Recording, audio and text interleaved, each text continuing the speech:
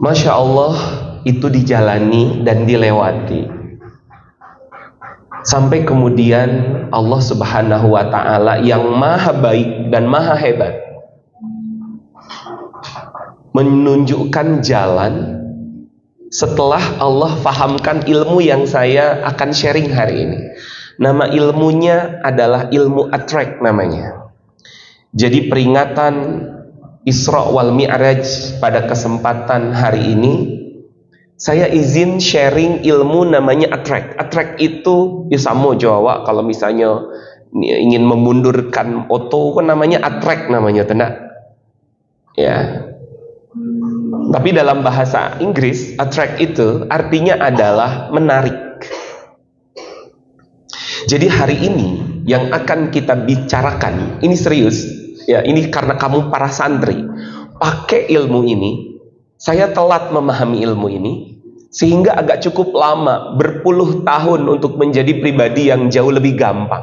Maaf sekali, ini bukan menceritakan kehebatan seseorang, tetapi ini menceritakan karunia dan kehebatan Allah. Kalau dulu saya sampai 3-14 tahun tidak bisa pulang ke Bandung. Hari ini dengan izin Allah, saya bisa pulang setiap pekan, setiap minggu ke Bandung. Tiket pesawatnya disiapkan oleh Allah. Penginapan hotelnya disiapkan dengan penginapan terbaik oleh Allah. Sampai kemudian pulang ke sini nih, kalau pulang ke rumah, saya rumahnya di Bukit Tinggi, di Bukit Apit. Ya. Kalau pulang itu nanti beberapa saat setelah itu, nanti akan ada masuk ke nomor rekening saya jumlah uang yang dulu mencari itu mungkin butuh waktu tahunan untuk mendapatkan jumlah uang segitu. Kadang-kadang dulu jangankan mau umroh atau haji, tapi dengan memahami ilmu ini ya, hampir tiap bulan Allah berangkatkan untuk umroh. Bahkan kadang-kadang suka nolak, mohon maaf bulan ini boleh nggak saya nggak berangkat umroh dulu, sampai seperti itu karena paham ilmu ini. Dan ini sangat berkaitan dengan yang namanya peringatan Isra wal Mi'raj. Ini serius. Jadi kalau ada santri nih yang lagi ngantuk hari ini, kamu tepuk dulu nanti sama temennya, sayang kalau tidak memahami ilmu ini. Dan saya mau menjelaskannya pelan-pelan. Ya kalau nggak ngantuk jangan ditepak-tepuk atau kak, kan dia nggak ngantuk.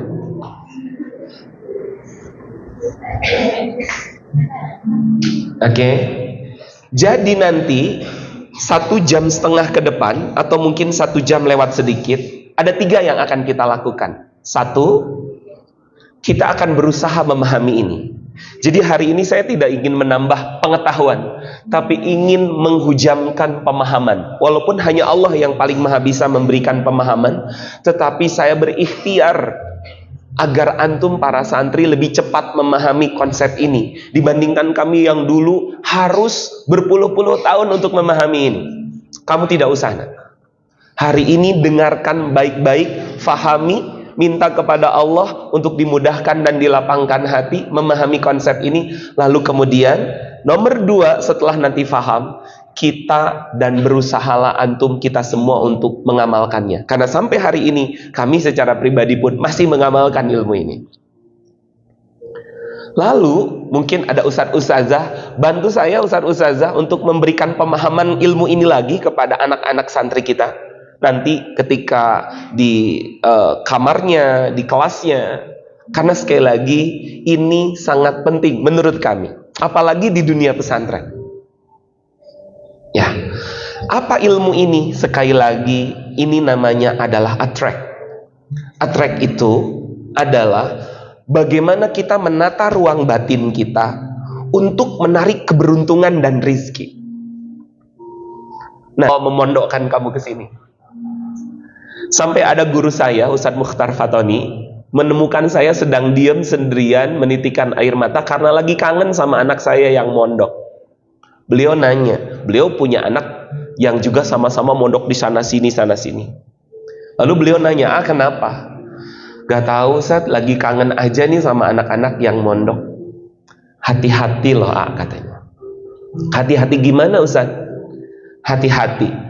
apa yang kita rasakan hari ini itu akan ngalir perasaannya, akan dirasakan juga oleh anak-anak di sana. Kasihan anak-anak antum nanti di pesantren. Kalau antum saja merasa tidak nyaman, maka mereka pun akan merasa tidak nyaman. Jadi nak, kalau kamu ngerasa kurang nyaman di pondok, bisa jadi ibu atau bapakmu sedang merasa kurang nyaman. Makanya nanti kalau ketemu sama mereka, bilang begini, ayah, ibu, gak usah cemaskan saya. Saya insya Allah diberi kekuatan oleh Allah di sini. Saya senang, saya bahagia di sini. Ibu, bapak, doakan saja saya agar Allah tunjukkan jalan-jalannya. Justru orang tua yang sedikit-sedikit merindukan anaknya, sedikit-sedikit cengeng, sedikit-sedikit nangisin anaknya, itu nanti kontak ke kita, kontak ke kamunya, dan bilang nanti sama ayah sama ibu. Kamu suka ditanya apa kalau ayah ibu datang ke sini? Suka ditanya apa, nak? Apa pertanyaannya? Sehat? Oke, yang pertama ditanya sehat. Itu bagus ditanya itu. Apalagi pertanyaannya biasanya? Apa? Ditanya apa? Suka ditanya kamu betah apa tidak apa enggak? Suka ditanya begitu apa enggak? Kalau suka, nanti bilang sama ibu bapak. Ibu bapak, kalau boleh izin betah lagi. Saya akan berjuang. Karena ini tempat perjuangan, ya, maka saya akan berjuang. Ibu, bapak, ayah, bunda, nggak usah nanya saya betah atau tidak betah. Yang penting saya akan berjuang. Saya mohon sama ibu sama bapak, tolong doa. Itu nanti yang disampaikan sama ibu dan bapak. Nah, memangnya apa hubungannya dengan bahasan kita hari ini? Nah, saya mau nanya dulu. Saya mau nanya. Kalau kamu dikasih tugas untuk nangkep kupu-kupu, kira-kira apa yang kamu lakukan? Ya gimana caranya? Gimana? Dikejar. Tapi sebelum dikejar, nyiapin apa dulu? Mungkin jaring, mungkin plastik yang dikasih kayu, ataupun apapun alat untuk supaya menangkapnya. Begitu apa enggak kamu kira-kira? Begitu apa enggak? Apakah itu satu-satunya cara untuk menangkap kupu-kupu? Tidak. Nah, ada istilah catching, ada istilah attracting. Ada yang namanya mengejar, ada yang namanya menarik. Kalau cara menangkap kupu-kupu seperti yang kamu katakan tadi, itu namanya adalah menarik. Dan kebanyakan kita menjalani hidup dengan cara, maaf, bukan menarik, mengejar. Ya, dan kebanyakan kita hari ini ngejalanin hidup, caranya adalah mengejar. Yang namanya mengejar capek nggak sih kira-kira? Capek. Begitu juga kami dulu. Ngejalanin hidupnya itu selalu ngejar saja.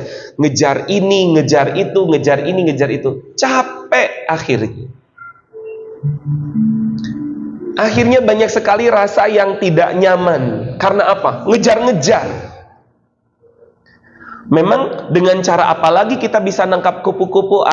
Nah, coba sekarang kamu siapkan space tanah dengan bunga-bunga, lalu kemudian pupuki, siram, urus, maintenance dengan baik, butuh kesabaran dari hari ke hari, sampai kemudian suatu ketika bunga-bunga itu bermunculan dan bermekaran, berwarna-warni, indah. Pertanyaan saya, ketika bunga-bunga itu bermekaran, indah, wangi, kupu-kupu datang nggak kira-kira? Datangnya satu apa dua? Warnanya satu apa berbagai macam warna? Kita perlu ngejar-ngejar kupu-kupu itu apa tidak? Kita bisa mengaksesnya setiap hari ataupun sekali-sekali. Bisa jadi setiap hari. Ini bedanya mengejar dan ini bedanya menarik. Dan hari ini izinkan saya perkenalkan ilmu baik itu benda hidup ataupun benda mati, memancarkan vibrasi, memancarkan getaran. Dan getaran yang kita pancarkan itu dipengaruhi oleh perasaan kita. Apa yang kita rasa, sebenarnya itu akan terpancar keluar diri kita. Nanti ditangkap oleh alam semesta ini. Itulah kenapa yang namanya diri ini harus menjaga tetap dalam kondisi positive feeling. Apa namanya? Positive feeling. Apa ini artinya positive feeling? Rasa yang selalu positif. Karena orang-orang yang selalu positif rasanya, feelingnya selalu positif, lihat, urusannya akan dipermudah. Karena tadi doa yang kita bacakan, Robbishrahli wa yassirli, apa artinya itu nak? Ya Allah, lapangkan dadaku, lalu kemudian mudahkanlah urusanku. Ternyata rumusnya, kalau mau dipermudah urusan, maka yang paling pertama yang harus kita maksimalkan adalah lapangkan dada dulu kita. Kalau kamu dadanya sesak, marah-marah, nggak nyaman, maka sebaliknya yang akan terjadi, nak. Kalau kamu marah-marah, emosional, ataupun berbuat keburukan, yang terjadi justru bukan mudah urusan, tapi urusan. Lalu orang-orang yang positive feeling, itu peluangnya akan dibuka. Dapat ilmunya lebih banyak. Mungkin dipertemukan oleh Allah dengan kakak kelas yang baik, lalu ngajarin kita. Peluang 1, peluang 2, peluang 3 akan dibukakan oleh Allah Subhanahu wa Ta'ala. Kalau kamu terus menjaga positifnya dalam feeling kamu, rasa kamu selalu dalam keadaan positif. Dan lihat, orang yang positive feeling, dia akan sangat mudah menarik keberuntungan. Beruntung gitu. Ya. Karena hilang sendal itu qadarullah. Kenapa kok sendal saya terus? Begitu kan ya. Kan banyak sendal-sendal yang lain. Bisa jadi kamu sedang bad feeling. Feelingnya sedang tidak bagus terus. Kenapa kok saya suka dibully dan dihina orang terus? Bisa jadi kamu sendiri merasa bahwa pantas untuk dihina. Nanti kita akan bicara identitas. Dan orang-orang yang feelingmu, maka rezekinya akan ditimpakan kepada orang tua. Akhirnya dipaksa oleh orang-orang, pendekar, tolong dong, ini lihat penjahat ini merajalela, kasihan banyak orang yang terzolimi. Didesak. Akhirnya si pendekar itu pun mengatakan, oke, saya akan coba menghadapinya. Dia mencoba menghadapinya, ternyata benar. Ya, pedang yang si pendekar pakai untuk menghadapi si penjahat itu patah, gak bisa melawan si penjahat itu. Akhirnya dia mundur. Hari-hari dia berpikir gimana caranya. Pernah dibilangin sama guru saya bahwa di ujung negeri sana ada seorang empu. Empu itu adalah pembuat pedang, dan dia pembuat pedang terbaik yang tidak pernah terkalahkan pedang buatan. Saya harus ke sana. Jalan jauh berhari-hari sampai ke tempat empu itu, datang menyampaikan, wahai empu, tolong bantu saya sedang menghadapi juga pedang untuk menghadapi pedang. Kata empu itu, mohon maaf, saya tidak bisa. Tidak bisa bantu. Tolong, saya tidak bisa. Akhirnya pergi. Besoknya datang lagi, tolong, gak bisa, pergi lagi. Akhirnya si pendekar itu berlutut. Ini maaf ya, pendekar itu padahal sebenarnya bisa membunuhnya, bisa nonjokinnya, bisa apa. Tapi dia tahu empu itu punya ilmu yang sangat luar biasa untuk membuat pedang. Kalau dia meninggal, siapa lagi yang bisa buat? Sampai si pendekar yang jagoan itu berlutut di depan rumahnya. Berjam-jam, siang, sampai kemudian sore malam, hujan, panas, terus aja di depan rumah empu itu. Sampai si empu pembuat pedang itu merasa iba. Pendekar, masuklah sini. Sepertinya engkau bersungguh-sungguh. Iya, empu, aku bersungguh-sungguh. Tolong buatkan pedang untukku. Aku bukan untuk menunjukkan diri. Aku ingin membantu orang yang terzolimi. Lalu si empu itu, baiklah kalau begitu. Lalu si empu itu, baiklah kalau begitu. Aku meminta waktu sekian hari untuk membuatnya. Dibuatlah oleh empu itu. Diterpa. Sampai suatu hari jadi, pendekar itu datang dan itu dibawa menghadapi si penjahat, dengan izin Allah penjahat itu pun terkalahkan. Itu dibawa menghadapi si penjahat, dengan izin Allah penjahat itu pun terkalahkan. Nah, si empu itu kelihatan sama orang lain apa tidak? Tidak. Tapi kenapa sampai pendekar sehebat itu pun datang ke empu itu sampai berlutut meminta tolong kepada empu itu? Kenapa?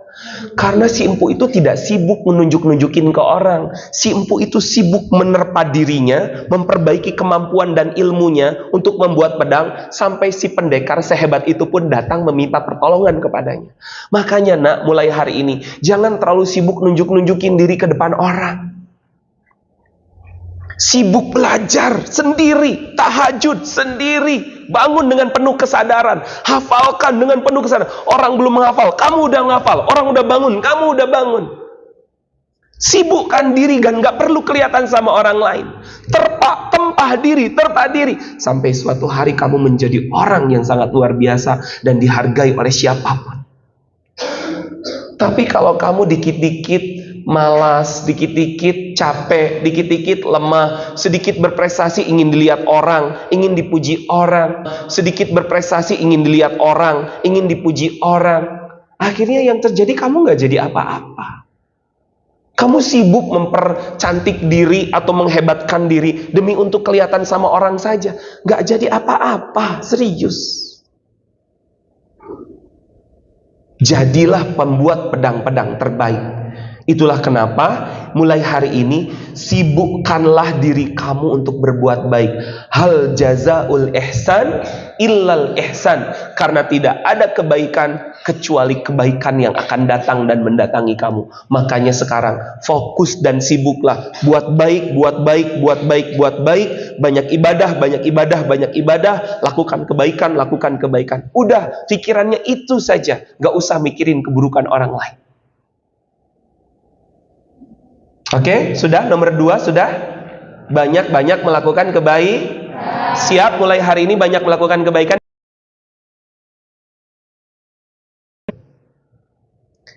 Coba bacakan lagi bersama-sama. 1, 2, 3. Hidupku dalam firman-Mu. Ya, Allah gak akan mungkin salah. Itulah kenapa mulai hari ini nak, kalau kamu sedang gundah, sedang lelah, sedang capek, sedang suntuk, sedang apa, maka gak perlu harus melakukan hal buruk. Gak perlu. Sampaikan sama Allah. Sampaikan sama Allah. Apa kamu merasa sedang tidak betah?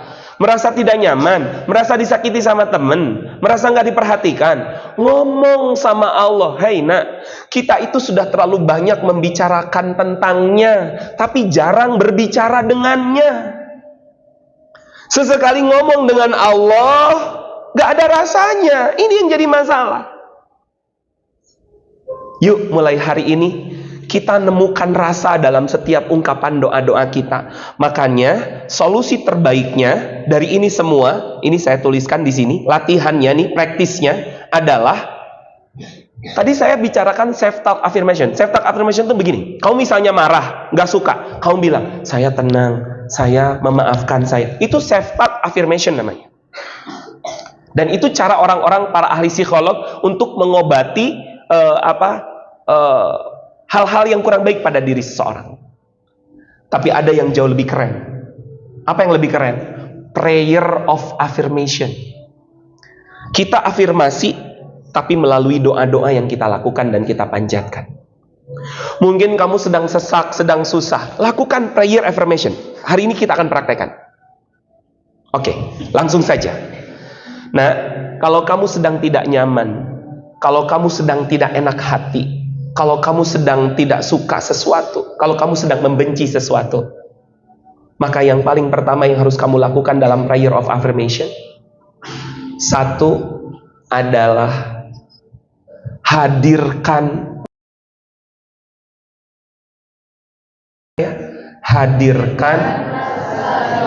rasa hina.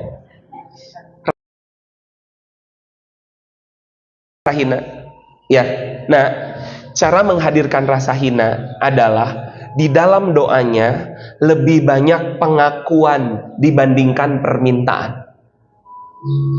Akui, ya Allah, saya ngaku saya lagi sesak dadanya. Ya Allah, saya lagi kangen sama ibu. Ya Allah, saya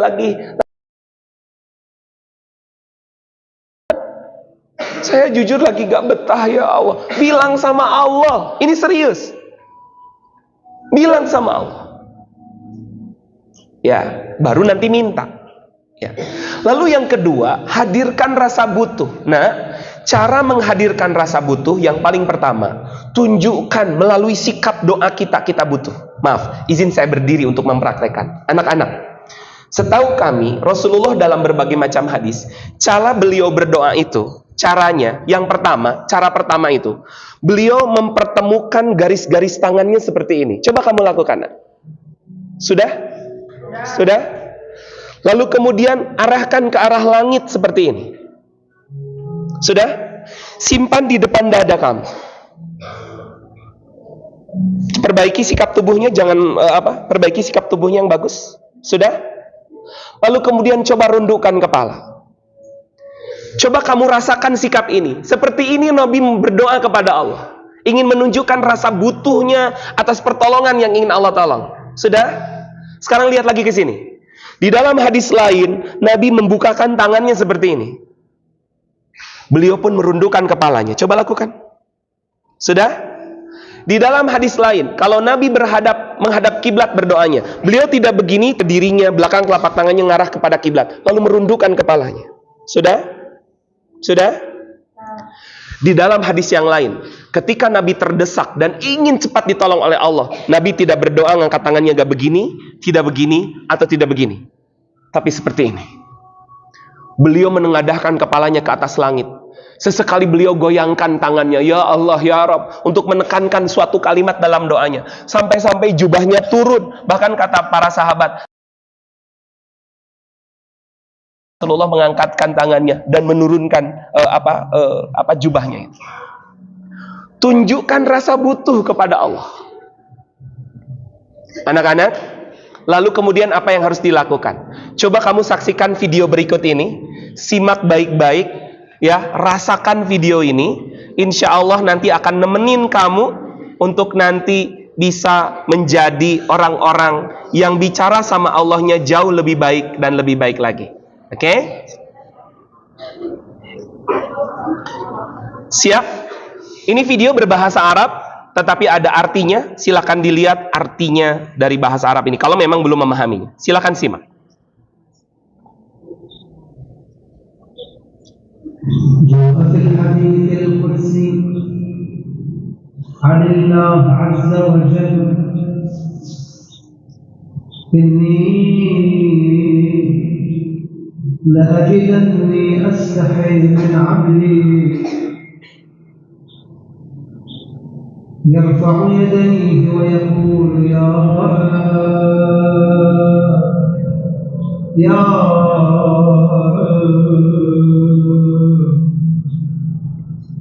فأردهما فتقول الملائكة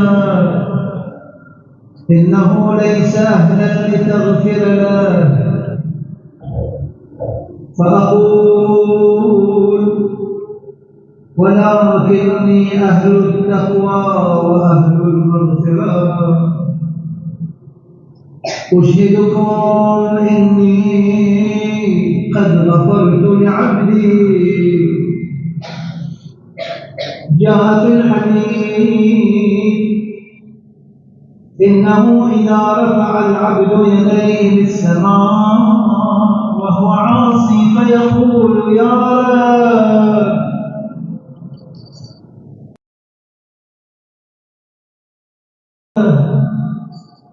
فيكررها يا رب فتحجب الملائكة صوته فيكررها بالرابعة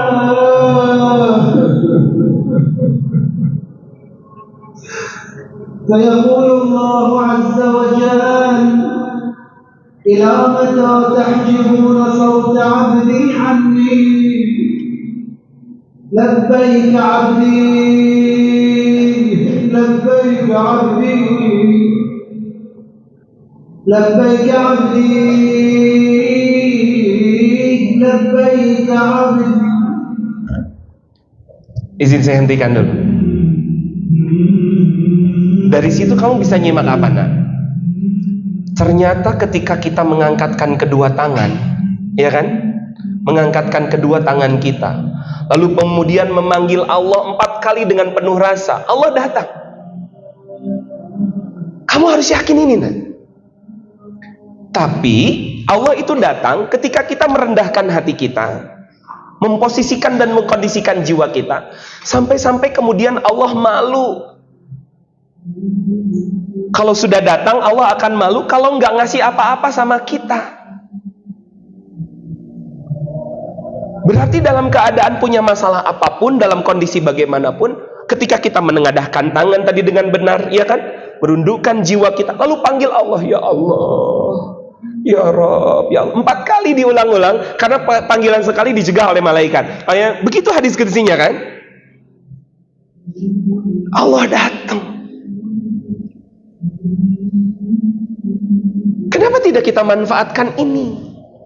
Mungkin kita sedang punya kebiasaan yang masih buruk, mungkin kita lagi bersedih, mungkin kita lagi nggak nyaman. Ayo attract, buat positive feeling di dalam diri kita dengan cara prayer affirmation tadi. Kita mengafirmasi dalam doa tadi. Yuk, sekarang kita praktek bareng-bareng ya. Saya mohon duduknya yang rapih sekarang.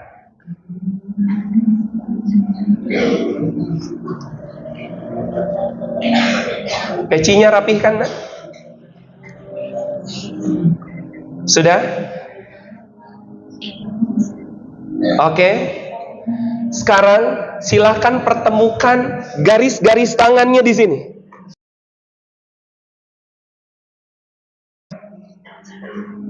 Rundukkan kepala masing-masing.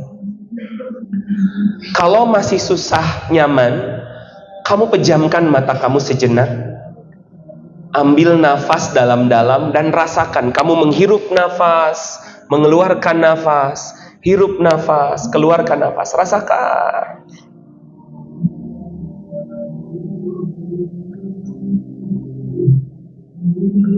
Sekarang berbisik dan pelan-pelan ucapkan a'udzubillahi minasyaitonirrajim. Bismillahirrahmanirrahim. Astaghfirullahaladzim. Astaghfirullahaladzim. Astaghfirullahaladzim. Ucapkan pelan-pelan. Alhamdulillahirabbil alamin. Sekarang sebutkan nama Allah 4 kali pelan-pelan saja. Ya Allah, Ya Rahman, Ya Allah, Ya Rahim, Ya Allah, Ya Fattah, Ya Allah, Ya Muqallibal Qulub. Panggil Allah, panggil dengan panggilan paling mesra. Dan kamu kembalikan keyakinan bahwa ketika kita merendahkan diri dan manggil Allah, Allahnya datang. Seakan-akan sekarang beliau Allah sedang dekat. Dia Allah sedang dekat denganmu. Ikuti kata-kata saya berbisik. Duhai Allah yang maha dekat, hanya untukmu segala pujian itu ya Allah. Ini kami hambamu sedang menengadahkan tangan kepadamu. Hamba fakir ya Allah. Hamba butuh pertolonganmu. Hamba doif, hamba lemah. La haula wa la quwata illa billahil aliyil azim. Hamba jahil ya Allah, hamba bodoh kalau tidak engkau beritahu. Duhai Allah, terima kasih engkau takdirkan hamba menjadi santri sehingga menjadi wasilah ayah dan ibu kami tenang, bahagia, senang sekali ya Allah ngelihat ibu sama bapak menitikan air mata bangga ketika kami melaporkan hasil belajar, hasil hafalan Quran. Ya Allah, hari ini hujamkan ketenangan batin kepada kami. Saya ngaku masih sering terpaksa melakukan kebaikan dan ibadah, padahal sebenarnya manfaatnya buat saya sendiri.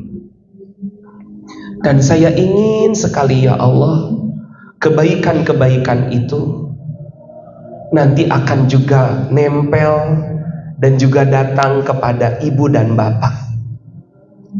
Coba sekarang kita doakan ibu kita. Ya Allah, kirimkan salam rindu buat ibu. Sampaikan dalam hatinya bahwa anaknya mencintai dan merindukannya karena Allah. Ibu, aku rindu sama ibu karena Allah. Izinkan aku belajar dan berjuang di sini supaya nanti bisa mengajak ibu ke dalam surganya Allah. Ya Allah, juga untuk ayah yang selalu berjibaku berjuang, kuatkan ayah, mampuhkan ayah, sehatkan ayah. Allah, seandainya ada ayah dan ibu yang hari ini sedang sakit, tolong angkat penyakitnya, tolong sembuhkan ya Allah. Ya Allah, barangkali ada ayah dan ibu kami yang mungkin sedang merindu kepada kami hari ini, maka obatilah rindu-rindunya dengan lantunan keindahan doa yang kami panjatkan ini. Ya Allah, seandainya ada ayah dan ibu kami hari ini mungkin yang sedang marah, yang sedang bertengkar, atau bahkan berpisah, tenangkan jiwanya ya Allah, satukan hati-hatinya ya Allah, persatukan kembali keluarga kami. Atau bagi kami yang ibu bapak kami sudah meninggalkan dunia ini, ya Allah, terima amal-amal soleh almarhum ibu, almarhumah ibu dan almarhum ayah. Ampuni dosa-dosanya, terima amal-amal baiknya. Yuk, sekarang kamu bilang sama Allah, ngomong apa saja. Mungkin kamu ngaku masih sering malas belajarnya, masih sering malas sholat berjamaahnya. Bilang sama Allah, akui sama Allah, nah, ya Allah, ya Rabb, saya ngaku masih sering ngomong kasar sama teman-teman. Bilang sama Allah, saya ngaku masih sering melakukan kezaliman ya Allah, saya masih sering meremehkan. Hari ini ya Allah, hamba mau berubah. Tunjukkan jalan-jalan berubah supaya hamba lebih baik, supaya lebih baik, ingin jadi orang yang lebih baik. Jadikan hamba orang-orang yang lebih baik. Ayo bilang sama Allah, apa saja keluhan kamu, apa saja pengakuan kamu. Masih kurang betah, bilang juga sama Allah. Bilang sama Allah, hamba masih kurang betah, masih kurang nyaman. Kuatkan hati hamba ya Allah untuk menerima hidayah-hidayah darimu. Bilang sama Allah, kuatkan ya Allah, mampuhkan ya Allah. Atau mungkin masih sering dibully, masih sering diejek. Ya Allah, saya nggak nyaman diperlakukan seperti itu. Ya Allah, jauhkan kami dari hal-hal buruk itu ya Allah. Jadikan kami orang-orang yang menjadikan teman-teman merasa nyaman dan merasa tentram di dekat kami ya Allah. Ayo sampaikan sama Allah. Sekarang kamu ingat orang sebelah kanan kamu atau sebelah kiri kamu juga boleh. Sebutin nama dia dengan tulus dan doakan dia dengan penuh rasa. Siapapun namanya, ya Allah, sahabat saya namanya, sebutkan. Sehatkan dia ya Allah, kuatkan dia, jadikan dia ahli Quran yang soleh, yang soleha. Sehatkan orang tuanya, berkahi rizki orang tuanya, mampukan dia untuk membahagiakan kedua orang tuanya. Amin ya Allah ya Rabbal Alamin. Doakan ustadz atau ustazah kamu, siapa aja, coba ingat siapapun itu, doakan ya Allah. Sebutkan nama ustadz-ustazahnya. Amin ya Allah. Sekarang sebutkan nama pimpinan pesantrennya, sebutkan namanya dan doakan beliau. Ya Allah, ya Rabb. Amin ya Allah. Rabbana ishrah lana sudurana wa yassir lana umurana wahlul 'uqdatam min lisanina yafqahu qawlana Rabbana atina fid dunya hasanah wa fil akhirati hasanah wa qina adzabannar. Sekarang ikuti kata-kata saya pelan-pelan. Ya Allah, iman dan ikhlas serta ridho dengan apapun yang pernah terjadi pada diri saya.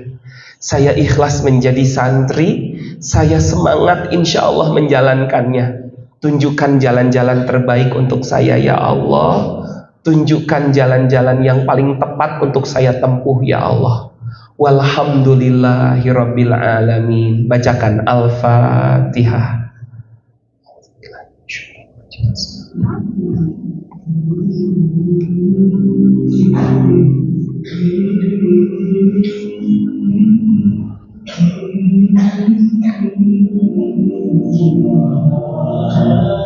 Amin ya Allah ya Rabbal alamin. Da'wahum fiha wa tahiyyatuhum fiha salam wa akhiru da'wanil hamdulillahi rabbil alamin. Ambil nafasnya dalam-dalam, keluarkan dalam-dalam dan ucapkan alhamdulillahi rabbil alamin. Sekali lagi ambil nafas dalam-dalam, keluarkan dalam-dalam dan ucapkan alhamdulillahi rabbil alamin. Nah, apalagi kalau kamu lakukan ini setelah melaksanakan sholat tahajudnya, sholat duhanya, sholat wajibnya, maka ini akan berhubungan dengan hikmah Isra wal Mi'raj kita pada kesempatan pada hari ini. Masya Allah adik-adik, kalau kamu sudah bertahan dalam kondisi seperti ini, mengungkapkannya ke Allah, membuat afirmasinya dalam doa, hati kamu dibuat tenang sama Allah, hari-hari kamu akan mendapatkan positive feeling, dan positive feeling kamu itu akan terpancar ke alam semesta, sampai kemudian nyampe nanti sama orang tuanya, nyampe sama keluarganya, nyampe sama orang-orang sekitarnya, dan insya Allah akan diberikan banyak kemudahan dan kemudahan oleh Allah, insya Allah, amin ya rabbal alamin. Itu untuk sementara yang bisa saya sampaikan. Lakukan praktek ini ya, the prayer of affirmation ini ya, setiap kali terus afirmasikan apa yang kamu rasakan, ungkapkan sama Allah, adukan sama Allah, lalu kamu katakan apa keinginan kamu.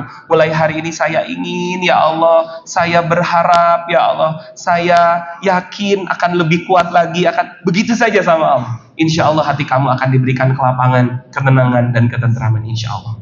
Jazakumullahu khairul jaza. Terima kasih Ustadz sudah memberi kesempatan. Bahagia sekali bisa bertemu dengan para santri hari ini. Tadinya saya mau sharing terkait menemukan rasa dalam sholat, karena ini sebenarnya salah satu bahasan kedua sebenarnya. Tapi biidznillah qadarullah waktunya sudah habis. Insya Allah nanti di lain kesempatan menemukan rasa dalam sholat, supaya sholatnya lebih nyaman, lebih tenang, lebih berasa, ya, lebih bisa merasakan cintanya Allah, dan kamu bisa jauh berdialog cinta dengan Allah dalam salat-salatnya. Insya Allah nanti di lain kesempatan ya nak, ya, kita sharing dan berbagi terkait menemukan rasa di dalam salat. Barakallahu fikum. Terima kasih atas perhatian semuanya. Saya mendoakan antum jadi generasi-generasi hebat, generasi-generasi yang bisa mensyiarkan agama Allah ke pelosok bumi ini, ke pelosok dunia ini. Anak-anak yang bisa membuat tersenyum orang tuanya nanti, baik itu di dunia ataupun nanti di surga insya Allah. Assalamualaikum warahmatullahi wabarakatuh. Baik, terima kasih.